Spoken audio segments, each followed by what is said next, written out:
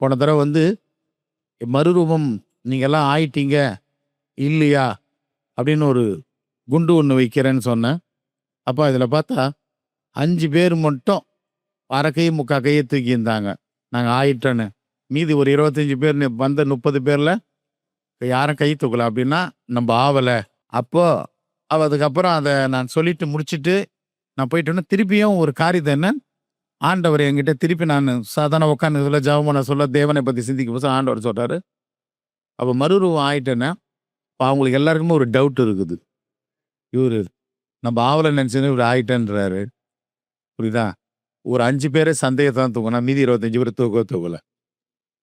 சில பகுதியில ஒருத்தர் வந்து வசனத்தை உள்வாங்கி வசனத்தின் பிரகாரம் ஆவியானவர் ஊற்றப்பட மாமிசமான யாவர் மேலும் ஆவி ஊத்துறாரு. உங்களுக்கு நீங்க பெற்ற அபிஷேகம் அப்படியே தான் இருக்கும். நீங்க ஒருவேளை பாவம் பண்ணிட்டா கூட அபிஷேகம் கிரியை செய்யாது, டம்மியா இருக்கும் அபிஷேகம். உங்களை பிசாசி மேற்கொள்வான். ஒரு தடவை ஊற்றப்பட்ட அபிஷேகம் நீங்க எப்ப ஜெபம் பண்ணாலும் அந்த அபிஷேகம் உங்களுக்குள்ள உயிர்ப்பிக்கப்பட்டுரும். இப்போ தண்ணி பாட்டில வச்சுக்கிறோம், தண்ணியில் இருக்கிற கலங்கள் எல்லாமே மொத்தம் பாட்டில் கீழே இறங்கிடும். 10 நாள் ஆகட்டும், 1 மாசம் இருக்கட்டும். ஆனா அந்த பாட்டில் கீழே இருக்கிற அந்த அவ்வளோ வண்டலையும் நீ எப்போ ஒரு குச்சை விட்டு கலக்குறீங்களோ கடற்கடன்னு மேலே வந்துடும். அதை மாதிரி தான் உங்களுக்குள்ள இருக்கிற அபிஷேகம், உங்களுக்குள்ள வரங்கள்லாம் என்ன பண்ணும், கீழே இருக்கும். நீங்க எப்போ உபவாசம் எப்போ ஜெபம் பண்றீங்களோ திருப்பி கலக்கப்படும், மேல் நோக்கி அது வரும். அல்லேலூயா. அதெல்லாம் அடியில் போய் அப்படியே தங்கிடும். ஆனால் அது உங்களுக்கு என்ன பண்ணாதுன்னா வேலை செய்யாது, எதுவுமே செய்யாது. அல்லேலூயா. அது போல தான் இருக்கும். ஆனால் ஒரு தடவை நீங்கள் பெற்ற அப்போ எதில் தானே நீங்கள் மறுரூபம். நல்ல ஒருத்தர் பைபிள் படிப்பாங்க, அப்போ அந்த பகுதியில் நீங்கள் மறுரூபம் ஆக்கப்பட்டிருக்கிறீங்க. சில பேர் பைபிளை படிப்பாங்க, வசனத்தை நிறைய என்ன பண்ணுவாங்க, நிறைய சொல்லுவாங்க. ஆரம்பத்தில் பார்த்தா சாது அண்ணா ராபர்ட்னு இருந்தார் ஆரம்ப ஊழியத்தில். அப்போ நம்ம பாடறியன் படிப்பறியன். அப்போ என்ன பண்ணுவார்னா என் மேலே அவர் ரொம்ப நேசம். இப்படி ஒரு இந்து குடும்பத்துலேருந்து 3 குழந்தை ஊழியத்துக்கு வந்துட்டாரு அப்படின்னு சொல்லிட்டு நிறையா அவர் சொல்லுவார். அவர் சொல்கிறதெல்லாம் நம்மளுக்கு தெரியாது. அவர் தான் பைபிள் எனக்கு எங்கன்னா ஊழியத்துக்கு போனால் பைபிள் படித்து சொல்லுவார். எனக்கு படிக்க தெரியாது. அப்போ ஆண்டவர் பாருங்க, இந்த ஆர்வம்னு மோசைக்கு வாயா வச்சது போல நான் எது கேட்டாலும் பைபிள்லேருந்து அவர் என்ன பண்ணுவார். சிலது நான் கேட்பேன், ஏங்க பைபிள்லேயே எழுதப்படலைங்க, எழுதப்படாதெல்லாம் நீங்கள் கேட்டிங்கன்னா நான் என்ன பண்ணுவேன். அப்புறம் சொல்ல நீங்கள் நல்ல உக்கரானக்காரங்கன்னு நம்மளுக்கு ஊருக்காரன் தான் தெரியும். எனக்கு உக்கரானக்காரெல்லாம் என்ன தெரியும், இப்போ தெரியுது. உப்புமா தெரியும் எனக்கு. இது அதெல்லாம் நீங்கள் ரகசியத்தெல்லாம் இதெல்லாம் நீங்கள் ஜெபம் பண்ணீங்கன்னா உங்களுக்கு கர்த்தர் வெளிப்படுத்துவாருன்னு அந்த மனுஷன் உற்சாகப்படுத்தி நிறைய காரியம் ஆண்டவர் என்ன பண்ணுவார், பல ரகசியத்தை வேதத்தின் ரகசியத்தெல்லாம் எனக்கு ஆண்டவர் சொல்லி கொடுத்துருக்கிறார். அல்லேலூயா. அப்போ இந்த அபிஷேகமா இருந்தாலும் நீங்க எந்த பகுதியிலன்னா சில பேர் நல்லா ஜெபிப்பாங்க, ஜெபத்துல அந்த பகுதியில் அவங்க மறுரூபம் ஆயிட்டு இருப்பாங்க. அவங்கள யாரும் ஜெபிங்க 4 பேர் கூடியோ இல்லை. என்னுடைய அனுபவம் எல்லாரும் சொல்லுவாங்க, திரிசூலமலையில் போனாதான் ஆவி டையப் ஆகுது, அங்க போனாதான் இங்க போன. நான் சொல்லேன், நான் எங்கே உட்காந்தாலும் எனக்கு ஆவி டையப் ஆகும். அல்லேலூயா. எந்த இடத்துல இருந்தாலும் தேவ பிரசன்னத்தை கொண்டு வர முடியும், தேவ பிரசன்னத்தை கொண்டு போக முடியும்.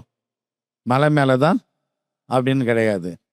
அப்போ ஒருத்தர் வந்து ஜபத்தில் எந்த நேரத்துலையும் உட்காந்தாலும் ஜபத்தில் டக்குன்னு என்ன பண்ணலாம், தேவனோட இணையலாம் அப்படின்ற அதில் ஒரு மறுரூபமாக இருப்பாங்க.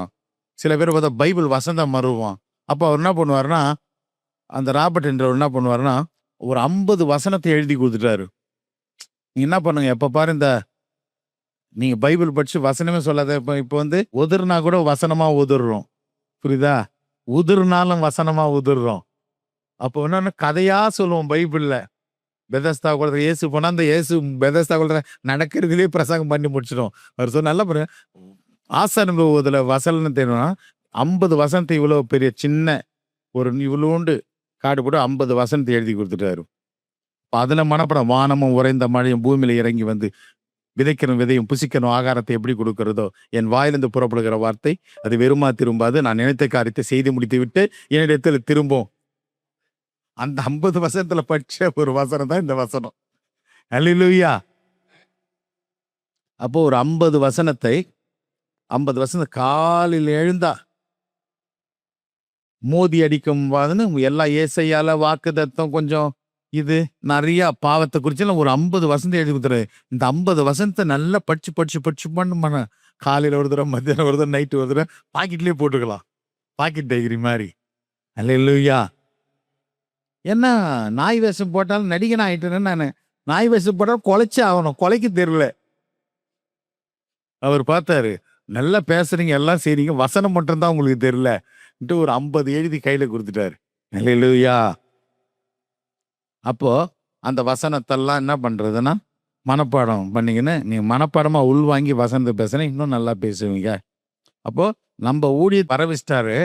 எப்படி மோசையை வர வச்சாரோ, உன் சகோதரன் உன் வாயா இருப்பான், உன் சகோதரன் வந்துன்னுக்குறான மாதிரி எனக்கு சாது ஊழிய சகோதரன் எனக்கு என்ன பண்ணாரு? ஆமா, வாயை ஆரோனா வைத்து ஒரு 5 ஆண்டுகள் என்னோடு என்ன பண்ணாரு? கர்த்தர் என்னோடு கூட இருக்கிறார் என்பதை அவர் குடும்பத்தாரெல்லாம் தன் சகோதரனோட்டும் போகக்கூடாது. அவன் குடும்பத்தார் அத்தனை பேர் அவங்க அப்பா நின்னா கூட பிறந்த சகோதரன் ஊழியத்தை விட்டு ஜபக்குமார் பின்னால போறேன். பரிசுத்த ஆவிக்கு விரோதமா குமாரனுக்கு விரோதமா பேசினா மன்னிப்பு உண்டு, பரிசுத்த ஆவிக்கு விரோதமா பேச அவங்க அப்பாவை லாக் பண்ணிட்டு அந்த மனுஷனோட கர்த்தர் இருக்கிறார் சொன்னா அவங்க அப்பாவை வாய் மூடிட்டாரா சொல்லிட்டு எனக்கு ரொம்ப உதவியா படிச்ச மனுஷன் போஸ்ட் ஓட்டுறது பயங்கரமா. அப்ப என்னன்னா எதுக்காக சொல்றேன்னா, நமக்கு கர்த்தர் ஊழியத்தை கொடுத்தார், ஊழியத்துக்கு வேண்டிய ஆட்களையும் தருவார். அல்லேலூயா. எல்லா உதவியும் வசனத்துல ஒருத்தர் மறுரூபம் ஆவாங்க. ஒருத்தர் வசனத்தை மனப்பாடம் பண்ணி வசனத்தை உச்சரிக்கிறது அந்த அளவுக்கு. சில பேர் ஜபத்துல மறுரூபம் ஆவாங்க. சில பேர் ஜபம் பண்ண மாட்டாங்க, பைபிளும் படிக்க மாட்டாங்க, கொடுக்கறதுல ரொம்ப உற்சாகமா இருப்பாங்க. அந்த பகுதியில் அவங்க மறுரூபம் ஆயிட்டு இருப்பாங்க. அப்ப இயேசு கிறிஸ்து இது மாதிரி சில பகுதியில் சில பேர் பார்த்தீங்கன்னா இயேசு கிறிஸ்து வந்து பரிபூர்ணத்துல இருந்தாரு மறுரூபத்துல. அப்போ நம்ம சில பகுதியில ஏதாவது ஒரு பகுதியில மறுரூபம் ஆயிருப்போம், நிறைய பகுதியில ஆவாத இருப்போம். ஆவாத பகுதியை நம்ம என்ன பண்ணணும்? அதை நம்ம கரெக்ட் பண்ணி நம்ம உள்வாங்கி வசனத்தை உள்வாங்கும் போது நீங்க வசனம் பிரகாரம் அந்த ரவுண்டுக்குள்ள இருந்தீங்கன்னா அபிஷேகம் வெளியே போகவே போகாது, உள்ளவே இருக்கும். ஜெபிக்க ஜெபிக்க ஜெபிக்க ஜெபிக்க காக்கா கதை தான். கல்ல போட போட கீழே இருக்கிற தண்ணி மேலே வந்துக்கினே இருக்கும். அல்லேலூயா. ஆமா, ஜபத்தை நீ உள்ள போட போட போட போட போட போட உனக்குள்ள இருக்கிற அபிஷேகம் அப்படியே என்ன பண்ணும்? அப்படியே இங்க வரும். அல்லேலூயா. ஆப்ரேஷன் வாட்டர் பாருங்க, நான் போஸ்ட் ஓட்ட அப்பெல்லாம் போவேன். பம்பு அடிச்சா தான் தண்ணி வரும். சிலது காஞ்சி போயிருக்கும். ஒரு சொம்பு தண்ணியை ஊற்றணும். அதை வச்சுக்கின்னு ஊற்றிட்டு வாயும் பிடிச்சிக்கணும். புடுறா மூடணும். இல்லைங்க நம்மளே இந்த கையை பிடிச்சி இந்த கையை டடக்கு சக்கான் டக்குன்னு அடிச்சாதான் அந்த ஏர் வந்து தண்ணி உள்ள வந்து வரும். இந்த மாதிரி ஊழியர் மீட்டிங் செமினாருக்கு வந்தால் தான் அது ஆவியே எழும்பும். அது வல்லமை அக்கினின்னா தான். ஆனால் இந்த கார்பரேஷன் வாட்டர் 5 மணி நீ அடிக்கவே தேவையில்ல, அது பாட்டு வழியில் ரொம்ப ஊற்றிக்கினே இருக்கும். குடமும் இருக்காது, இது அது பாட்டு ஊற்றின்னு இருக்கும். சில பேருக்கு மட்டும் நிரம்பி வடிகிற அபிஷேகம் இருக்கும். அல்லேலூயா. கார்பரேஷன் வாட்டர் நீ பிடிக்காதப்போ அது பாட்டு ஊற்றிக்கினே இருக்கும். அல்லேலூயா. நம்ம ஆளுங்க ஒரு அம்மா ரொம்ப தொலைவில் தண்ணி ரொம்பிடுச்சா அக்கான்னு கேட்குது. ரொம்பிடுச்சு குடத்தை சில பேர் வாயை திருப்பி வச்சாலும் ரொம்பி வழியும், கவுத்து போட்டாலும் ரொம்பி வழியும். இப்படி இருந்தா ரொம்பி வழிஞ்சா போசலை எடுத்தும் போகலாம். ஆனா நிறைய பேர் பம்பு கிட்ட குடத்தை இப்படி திருப்பி போட்டு இருப்பாங்க, சீக்கிரமா ரொம்பி வழியும். அடிச்ச உடனே ரொம்பி வழிஞ்சிச்சுன்னா தூக்கணும்னா திருப்பி போட்டுக்கிறாக்கா குடத்தை. அதான் நம்ம பாருங்க என்ன பண்ணுவாங்க, இப்படி திருப்பி போட்டவர்களும் இருக்கிறார்கள், கவுத்து போட்டவர்களும் இருக்கிறார்கள். அல்லேலூயா. அப்போ போன தடவை அப்படி பேசிட்டு போக சொல்ல ஆண்டவர் இந்த சப்ஜெக்ட் என்ன பண்ணாரு? மறுரூபம் ஆயிட்டியானா 2 டவுட்ல என்ன பண்ணிட்டாங்க? நீ சொன்னதுனால ஒரு 5 பேர் தூக்கிட்டாங்க, மீதி 25 பேர் ஏத்துக்கல, ஃபுல்லா ஆகல. ஆனாலும் ஒவ்வொரு பகுதியில் அவர்கள் என்ன பண்ணிருக்கிறாங்க? ஆமா, அவங்க மறுரூபமாக்கப்பட்டு இருக்கிறார்கள். அல்லேலூயா. நாம் நீதிமான ஆக்கப்பட்டு விட்டோம். பூரணத்தை தேடிதான் பயணம் பண்ணின்னு இருக்கிறோம். மறுரூபம் ஆக்கப்பட்டு விட்டோம், அதுல பூர்ணப்பட தான் நம்ம போய்கின்னு இருக்கிறோம். அல்லேலூயா. ஆவாதெல்லாம் கிடையாது. ஆவல்னா நீங்க வந்து இயேசுவேன்ற இடத்துல 5 மணி நேரம் வந்து உட்கார மாட்டீங்க. பிரம்மாண்டமான படத்தையே ஒரு ஹவர்ல பார்க்க முடியாது, கீழ்ச்சி போட்டு வந்துடலாம். ரூ. 100 ரூ. 200 டிக்கெட்ட. "ஓயா போர் அடிக்குது, தலைநோவுதியா" அப்படின்னு சொல்லிட்டு. ஆனால் இங்க வந்து ஆண்டவர் இயேசுன்னா, அப்போ உங்க பகுதி, உங்க சிந்தை, உங்கள் இருதயம், அப்போ நம்ம சக்சஸ் வாழ்க்கை நம்ம ஆண்டவர்கிட்ட வாழணும்னா, இருதயத்தை ஆண்டவருக்கு கொடுத்துறீங்க எல்லாருமே. என்ன பண்றீங்க? முழு ஆத்துமா, முழு இருதயத்தை ஆண்டவர் என்ன பண்ணிடுறீங்க? குடுத்துறீங்க. ஆனா முழு சிந்தை, அதான் சூப்பரா ஆண்டவர் சொன்னாரு. முழு ஆத்துமா, முழு இருதயம், முழு சிந்தைய. நீங்க படிச்சுட்டு மட்டும் போயிருங்க. இருதயத்தை இயேசுவுக்கு குடுத்துட்டீங்க. ஆனா சிந்தை போர்க்களமாகுது. ஜாய்ஸ் மேயர் சொன்ன மாரி. சிந்தையில பக்கத்து வீட்டுக்காரங்க நடக்குமா? இப்படி நடக்குமா? அப்படி நடக்குமா? வேலை எந்து போயிடுமா? இது மாதிரி எல்லாரும் சொல்றதா சிந்தையில போராட்டமா இருக்குது. சிந்தை ஒரு போர்க்களமா. இருதயத்தை கொடுத்த நீங்க சிந்தையும் கொடுத்துட்டீன்னு வச்சுங்க, வேலையில செய்வதெல்லாம் வாய்க்கும் அப்படின்னு சொல்லிட்டு காலையிலேருந்து சிந்தையில ஒரு வசனத்தை போட்டீங்கன்னா, இருதயத்தை கொடுத்துட்டு சிந்தையும் கொடுத்துட்டீங்கன்னா, பிசாசி உங்களை எங்கேயுமே டச் பண்ண முடியாது. 2த்துலயும் நீங்க ஜெயிக்க ஆரம்பிச்சிட்டீங்கன்னா, ஜெயங்கொள்ளுகிற தேவனா இருக்கிறார். அல்லேலூயா. அப்ப இருதயத்தை கொடுத்த நீங்க சிந்தையில என்ன பண்ணணும்? காலையில எழுந்த உடனே, ஆமா, நான் போகையிலும் ஆசீர்வதிக்கப்பட்டு இருப்பேன், நீ பிரச்சனைமா அப்படின்ற ஒரு வசனம் வரும்போது, நான் வருகையில ஆசீர்வதிப்பேன், நான் செய்வதெல்லாம் கர்த்தர் வாய்க்க செய்வார். ஒரு இடத்துல பிசினஸ் பண்றவங்ககிட்ட சொன்னேன், நான் பேசிக்கினே இருந்தேன். பேசினே இருக்கும்போது அவங்கள ஜெபம் பண்ண தான் கூப்பிட்டாங்க. பேசிக்கினே இருந்தேன். இதான் சொன்னேன், இருதயத்தை இயேசு கொடுத்துட்டோமா, சிந்தையில செய்வதெல்லாம் வாய்க்கன்னு சொல்லிட்டு நீ பெரிய பணக்காரி ஆயிடுவ சொல்ற ஆவியானவர் அப்படியே இறங்குறாரு. அவங்க நான் சொன்னேன், இப்போ உடனே ஜெபம் பண்ணலான்னு. கண்ண மூடி ஜெபம் பண்ணலாம். ஆவியானவர் இறங்குற பாரு, இந்த இடத்துல இறங்க பாரு, கடையில் இறங்குறாரு பாரு, பாரு வல்லம் இறங்குது பாரு, அபிஷேகம் இறங்குது பாரு. அப்போ வந்து பேசிக்கினே இருக்க சொல்ல ஆவியான இறங்குறார் அப்படின்னு எதனா சொன்னா டக்குன்னு என்ன பண்ணோம், அதுக்குன்னு ஒரு ஆயத்த நேரம்லாம் கிடையாது. ஆவியானவர் பாட்டு பாட சொல்ல இறங்கும், எப்படி வேணாலும் வசனம் பேச சொல்ல ஆவியானவர் இறங்கும் போது உடனே அவங்களுக்கு என்ன பண்ண, அவங்க பேசின்னு இருக்கிறோம், அவங்க பிஸ்னஸை பத்தி ஜெபம் பண்ணலாம். அவங்க ஒரு காப்பி சாப்பிட்டு தண்ணி கொடுத்துட்டு, ஆனா பேசிக்கினே இருக்கிறேன். இந்த வசனம் சொன்னோன்னா ஆவியானவர் என்ன பண்றாரு, அங்க இறங்க ஆரம்பிறாரு. நான் சொன்னேன், காப்பி நீ தண்ணி தர்றதெல்லாம் தரட்டும், முதல் வந்து ஆவியானவர் இறங்குறாரு. இதுக்கு நான் திருப்பி பாட்டு பாடி உன் கடையில ஆவியானவர் கொண்டு வரத்தை விட ஈஸியா போய் இறங்குறாரு நான் பேசும்போதே. இப்பயே நம்ம ஒருமனப்பட்டுருவோம், நாம் ஜெயிச்சிடுவோம். அல்லேலூயா. இப்ப எனக்கு இதெல்லாம் வந்து பிராக்டிக்கல், இதெல்லாம் உங்களுக்கு தெரிஞ்ச கதை தான். இதெல்லாம் வந்து இதுக்குன்னு போவோம், ரொம்ப ஆயத்தமா இருப்போம், டீ சாப்பிடுவோம், ஒரு கடைக்கு போவோம், ஒரு 3 ஹவர் நம்ம ஜெபம் பண்ணிட்டு போவோம். அதுக்கப்புறம் ஒரு பாட்டு பாடுவோம். ஒருத்தர் ஜெபத்தோட 4 பாட்டு அப்பதான் திருப்பின்னு இருப்பாரு. அப்புறம் ஒருத்தர் டிஜேஸ் மாதிரி ஏசு அழைக்கிறான்னு பாட்டு பாடுவாரு. இதெல்லாம் பண்ணி கிண்ணி ஒரு கூட்டத்தை, அதுக்கப்புறமா அந்த கடைக்காக ஒரு ஹவர் இவரும்ப்பா ரொம்ப பாரப்பட்டு நினைப்போம். அப்படி பேசினே இருக்கும் போதே ஆவியான டக்குன்னு இறங்கும் போது என்ன பண்ணோம், அந்த டியூனை பிடிச்சிடணும். இளையராஜா மாதிரி என்ன பண்றது, இப்போ இறங்கி வருதா டியூன், இறங்கி வருதா, அந்த கதைக்கு சிச்சு போட்டுக்கியா, இந்த வரி எழுதிக்கியா அப்படின்னு சொல்லிட்டு. அல்லேலூயா. அப்போ வந்து நீங்க எதையுமே என்னன்னா ஆண்டவரை பிடிக்கிறது தான் இருக்குது. அல்லேலூயா. அவர் சியோன் பாஸ்டர் ஒன்று சொல்லுவாரு, இப்போ வந்து நான் ப்ராக்டிக்கலா நான் செய்தி வசனம்லாம் ஊர்பட்டு பாருங்க, நீங்க பயந்துருவீங்க. மன்னா கிட்ட சொன்னேன், இவ்வளோ வசனமா அப்பான்ட்டு நான் சொன்னதெல்லாம் இதுனேன். ஆனா நான் இன்னும் அங்க போகவே போல. இது நான் ஜெபம் பண்ணிட்டு வந்தேன், பேசலாம். சியோன் பாஸ்டர் நான் மணலி புதுநகர்ல ஒரு 20 வருஷத்துக்கு முன்ன போய் அப்போஸ்தலர் அழைக்க, இப்போ அது வேறு மனுஷன்ல, அப்போ அப்போஸ்தலன் அப்போ கூட இருக்கிற பாஸ்டர் சொல்லுவாங்களாம், இப்போ இன்னொரு பாஸ்டர் வந்துக்கிறாரு.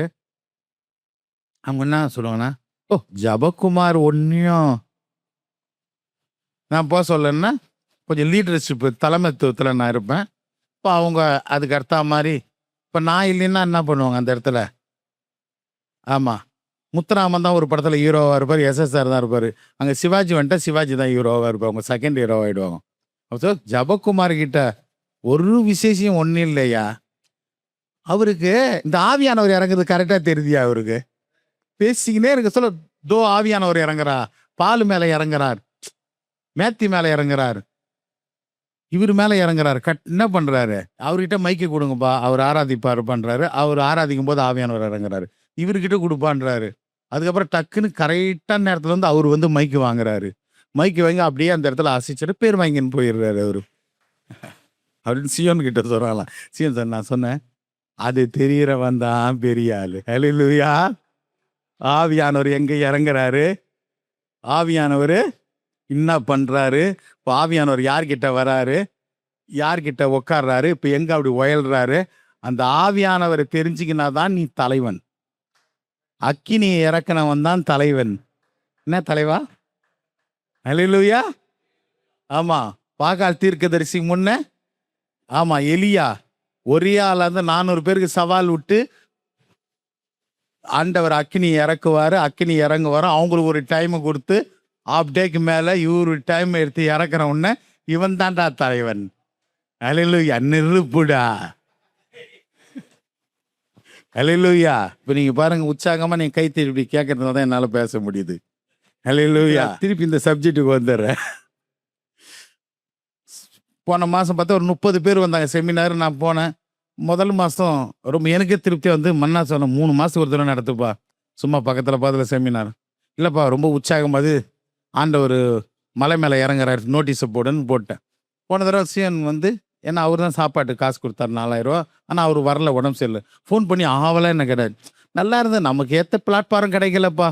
ஒரு 5 பேர் நம்ம பிரசங்க கேட்க வந்தால், மீதி 5 பேர் ஒன்றையும் செட் ஆகலைன்னு. சரி உனக்கு எப்படி வெளிப்பாடு இருக்குதோ நடத்திக்கப்பா அப்படின்னு சொல்லிட்டு அவர் குளிர் ஜோரத்தில் துப்டி போயிட்டு இருந்தவர் அப்படியே சரிப்பான்னு விட்டார் என்ன. மறுநாள் காலைல நான் உட்காந்துருக்கிறேன், இப்படி இப்படி இப்படி கரெக்டாக இந்த ஷேப்பில் ஒரு நெருப்பு வருது. இது நான் ஃபர்ஸ்ட்லாம் வந்து கண்ணை முன்னாதான் தரிசனம்லாம் தெரியும். கண்ணை உட்காந்துருந்தது இப்படி அப்படியே ஒரு நெருப்பு வருது.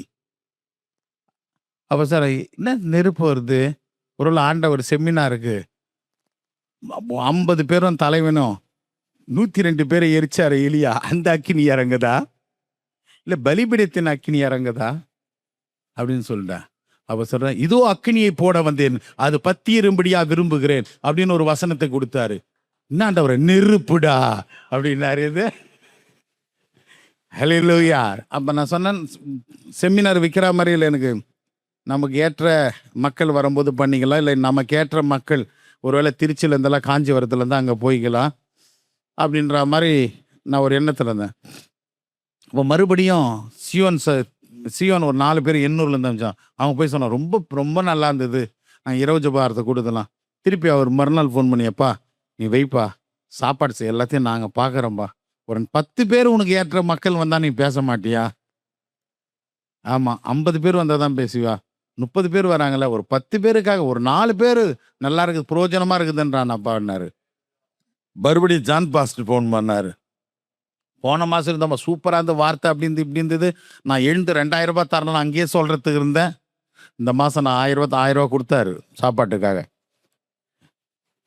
அடுத்த மாதம் நான் 2000 ரூபாய் தருவேன் செமினாருக்கு சாப்பாடு போடுறதுக்கு. சியோன் பாஸ்டர் போடுறேன்னு ஆஸ்பத்திரிக்கு எவ்வளோ செலவு பண்ணேன், நான் எழுந்துக்கல. ஆனால் இந்த கூட்டத்துக்கு வந்து சுகமாயிட்டேன், இன்னைக்கு ரொம்ப ஆரோக்கியமாக நல்லா இருக்கிறேன். மெடிக்கலுக்கு செலவு பண்ண நான், நீ கூட்டம் நடத்துகிற மக்களுக்கு நான் சாப்பாடு போடுறேன். இந்த அவர் தான் கொடுத்தாரு காசு, சாட்சியும் சொன்னார், காசும் கொடுத்தாரு. இப்போ அது இல்லை, அதுக்கு அடுத்த மாதம் நான் 2000 தரேன், இந்த மாதம் இந்த 1000 ரூபாய் பிடி. தாவீதோடு கர்த்தர் இருந்தது போல் உன்னோடு நான் இருக்கிறேன். தாவீது இருந்தது போல் உன்னோடு கர்த்தர் இருக்கிறார். தாவீதோடு ஜனங்கள் இருந்தது போல நான் உன்னோடு இருப்பேன், நீ கூட்டத்தை நடத்து என்று சொன்னேன். என்னை விட வயசில் பெரிய மனுஷன், ஒரு சீனியர் பாஸ்டர், பரவாயில்லையா சின்ன தம்பி சியோனோ, பெரிய தம்பி ஜானோ, நீங்களாம் சேர்ந்து என்னை இப்படி உற்சாகப்படுத்துறீங்களா ஊருக்குள்ள, எது ஹல்லேலூயா. கர்த்தருக்கு உங்களுக்காக நான் நன்றி செலுத்துகிறேன். ஹல்லேலூயா. இப்போ ஊழியர் செய்கிற உற்சாகம் தான் நம்மளை என்ன பண்ணுது, அடுத்த லெவல் கொண்டு போகுது. ஹல்லேலூயா. நம்ம கூட ஒரு ஜப வீரர்கள் இருக்கிற பெஞ்சமின், பிராங்க்லின், சந்திரசேகர் ஐயா, பால், ஜோனத்தான், இந்த 5 பேர் 24 மணி நேரம் இங்கே ஜெபம் பண்ணாங்க இந்த கூட்டத்துக்காக. இந்த கூட்டம் மொத்தம் பால் தான் ஃபோன் பண்ணுறது, ஆளுங்களை கூப்பிட்றது, டீ கொடுக்குறது, இவங்க தான் இந்த கூட்டத்தின். நேற்று கூட பார்த்தீங்கன்னா இங்கே தான் நைட்டு வந்து தங்கி இங்கேயே தான் குளிச்சுட்டு இங்கேயே தான் இருக்கிறாங்க. பெஞ்சமின் வந்தார், பகலெல்லாம் ஜெபம் பண்ணாங்க, நைட்டெல்லாம் அவர் ஜெபம் பண்ணார். இவ்வளோ அரேஞ்ச்மெண்ட்டும் எது சொன்னேன்னா, ஒரு ஊழியத்தை கர்த்தர் கொடுக்கிறாருன்னா அதுல இருந்த பணத்தையும் ஆட்களையும் தேவன் தருவார். அல்லேலூயா. என்னால ஒரு ஆளால ஒண்ணுமே செய்யவே முடியாது. ஒரு ஆணியும் ஆமா ஆமா இந்த ஆணியை நான் புடுங்கட்டா, நல்லானே கெட்டானே, நீ புடுக்கிறதெல்லாம் வேஸ்டா, நீ தான் புடுங்கு அப்படின்ற மாதிரி என்னால ஒண்ணுமே செய்ய முடியாது. அல்லேலூயா. ஆமா. எதுக்கு சொல்றேன்னா, ஏதாவது ஒண்ணு அவர் தரிசனத்துல நம்ம செய்யறோன்னு சொன்னா ஆட்களையும் ஆள் பலத்தையும் எல்லா வேலையும் நோட்டீஸ் அனுப்புறதுலேருந்து ஃபோன் பண்ணுறதுலேருந்து கூப்பிட்றதுலேருந்து செய்யறதுலேருந்து எல்லாத்தையும் செய்வதற்கு சேனைகள் கர்த்தர் நமக்கு ஒரு சேனையை கொடுக்கிறார். அல்லேலூயா.